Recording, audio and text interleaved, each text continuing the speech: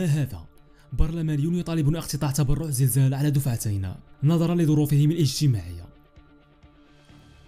بعد إعلان مجلس النواب ومجلس المستشارين مساهمتهم بمبلغ تعويض شهر واحد بالنسبة لكل عضو من أعضاء المجلسين، فصندوق تدبير آثار الزلزال علم من مصادر برلمانية أن إدارة المجلسين أقرت تسهيلات بالنسبة لبعض النواب والمستشارين بسبب أوضاعهم الاجتماعية التي وصفت بالمعوزة. وفي الوقت الذي شرع فيه محاسبا المجلسين في اقتطاع أجرة شهر من رواتب البرلمانيين، فإنه تم ترخيص نواب ومستشارين بالمساهمة عبر دفعتين مراعاة لظروفهم الاجتماعية.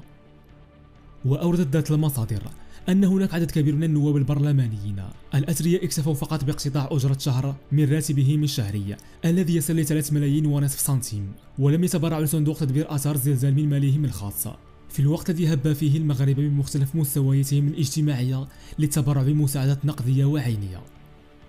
واعتبر متتبعون أن اكتفاء برلمانيين ملايرية بالمساهمة في صندوق تدبير آثار الزلزال بأجرة شهر وهي أصلا من المال العام تعطي صورة سيئة عن نواب الأمة خاصة منهم الأثرياء، وهذا لا يعني أن هناك برلمانيين ساهموا من مالهم الخاص دون أن يعلنوا ذلك عبر الكاميرات ووسائل الإعلام، إما بشكل شخصي أو عبر شركاتهم.